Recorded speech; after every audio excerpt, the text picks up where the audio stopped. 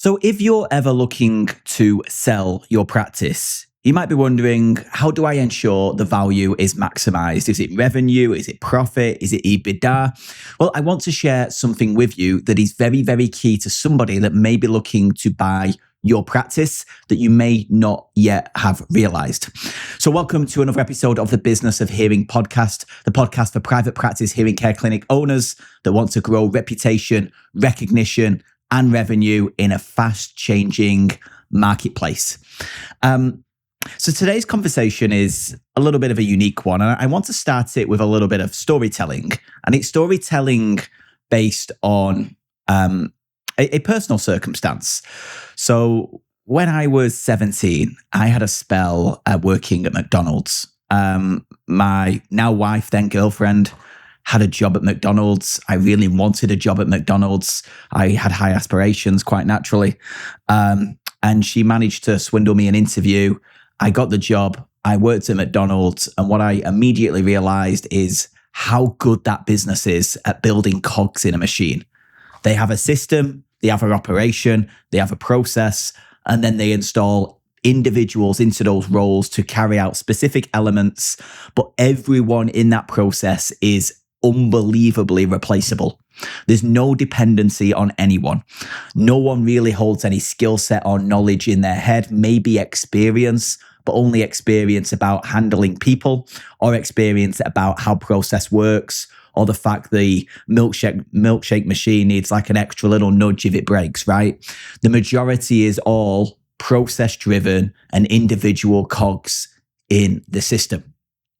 So I spent a little bit of time working at McDonald's, and it wasn't too long. And I got fired in the end for refusing to do the trash walk because clearly I had standards at 17. But I learned a lot from that process. And one of the biggest things that I took out of it was I never want to be replaceable again. I want to develop skill sets, understandings that mean I'm very difficult to replace. Because when I'm growing into the world, when I was 17, 18, 19, 20, looking at a career, looking at what may lie ahead in the years that follow, it felt very logical that the more difficult you are to replace, the more valuable you are. The more valuable you are, the more you're likely to earn a lifestyle that you want for your family, etc. And that was a belief system I held for a long period of time. And if I look at most business owners, myself included, like we are the most valuable people in the business in many aspects. Like we started the business through care, through passion, from probably being the best person to problem solve, to take risk, to understand the EQ of how we deal with people, etc. And then we end up backfilling the skill sets that we either don't have or the skill sets that we need in order to further grow the business.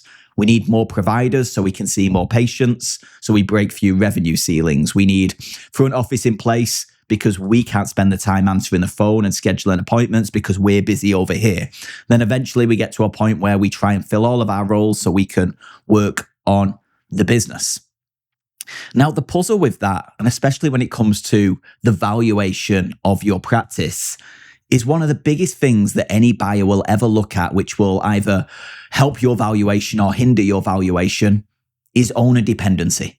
How reliant is your business on you, and how reliant is any business on the owner? Because if the owner walks away from the business and the house of cards comes tumbling down because every process lived in their head, they had all the key relationships with all the key people, they know how everything works, nobody else does, they're currently making up for a team that can't do the job correctly by covering all bases and catching the balls that the teams leave behind, then the valuation of the business is zilch, right? The owner comes in and what they're picking up is an absolute mess. The business falls to bits as soon as the owner or the existing owner leaves. And there's a really good quote on this, which is, the more valuable you are to the business, the less valuable the business is. And I just want to sit on that for a moment, because we as individuals have all got into running a business because we had a skill set, we had a passion for helping, and then we want to do it in our own way. We don't want the limitations and shackles of doing it for somebody else. And similarly, we know that we'd rather have control of the way it's done rather than it be dictated to us. And as a result, we start businesses. But we're often the most valuable employee. We are the MVP of the company. And the encouragement here right now, if we look at the arch of McDonald's and the arch that we're going through as a business right now, is much of my work is trying to be the least valuable person, have better people than me in individual areas, delegate all the responsibility and accountability to them. And as a result, I become less valuable to the day-to-day operations of the business. So I can apply my expertise and where I'm really good to ensuring that I lead the business in the right direction. And if you're listening to this right now thinking, I'm going to exit my business at some point, and just let me assure you, you are, because we all are, one way or the other. That could be positive, that could be negative, that could be on your timeline or against your timeline. Starting to think and do the work to ensure that you are not the most valuable thing in the business is a really, really important move. And a great example that came out of this in the last 48 hours, one of our members reached out to us and they said, one of our competitors that we've had for the last kind of 10, 15 years, I had a call from them. And this was Sunday night. And that person's like, I need to sell the business tomorrow. It's like they've got some unique circumstances. Their parents are ill. They've had an injury, which means they can't see patients. They're completely burnt out. The business has been going backwards. And their individual circumstances now means like they are in so much pain that they just need to get out of the business. The challenge with that business is there's not been any exit planning in place. There's not been a plan of how do I exit this business. It's got to a point where the pain's so great that what they're going to do is end up getting next to no valuation for their business. They're almost handing it off to be like, please just take care of this big, big problem that is causing me so much stress and responsibility right now that I can't do it. Like that is not done in the right way. So always just be prepared, right? We never know what's around the corner. Circumstances, life, illness, family, whatever it may be. If one of your kids get ill, if you get sick, whatever it may be, is your business in a position where you could hand it off and it continues to thrive? Because as owners, this is one of our responsibilities. It's not something for another day. It's not something when I'm finally ready to exit. We need to start considering these things. Like if we really want to play this game correctly, build a legacy for our family, for our staff, and ensure we deliver on the promises that we've originally made to patients, this is one of our jobs. One of our jobs is to ensure that what we're packaging, what we're building is something that can run without us over time. And it may feel like there's 101 other fires right now that are much more pressing, much more important, and you can park that further and further down the track. But the number of examples I hear when owners been put in a situation where they need to move the business on quickly, or they want to exit, or circumstances in their life changes and they want to exit, but a lot of the work between where they are and finally getting the exit that they want is all built on the owner dependency. So it doesn't matter if it's super profitable, you've got lots of revenue.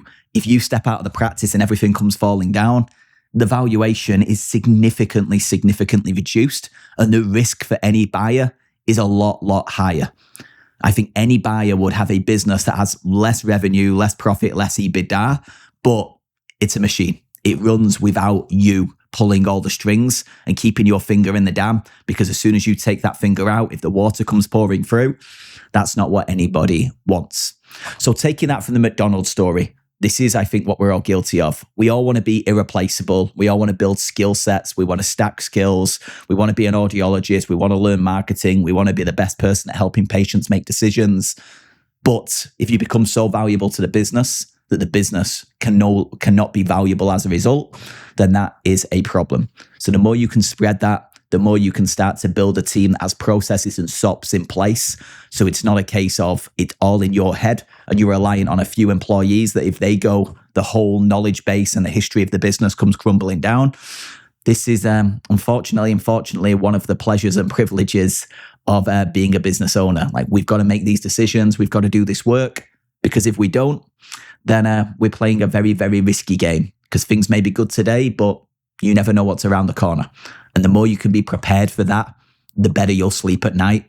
And the more you'll know you'll be able to deliver on the promises you've made for your patients, your family, and everybody who has a set of expectations on you. So I thought I'd voice this. This is something that's very prevalent in my mind right now. And it's only really when I started to reflect back on why have I got this kind of internal belief that I've got to be the most valuable person. And it always comes back to going, I need to be more valuable. Like I need to be irreplaceable in a business that I'm in. Back from McDonald's, where I felt immediately replaceable, because as soon as my shift ended, some other gormless 17-year-old walked in and was able to do the exact same thing as me.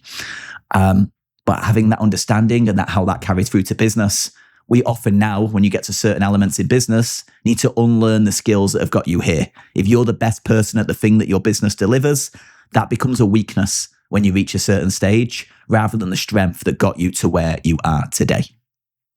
So I hope that was helpful, insightful, some reflections on this Friday. Appreciate your eyes, ears, and attention as always. And I'll be back again next week with another heavily more tactical episode for you. Speak to you then.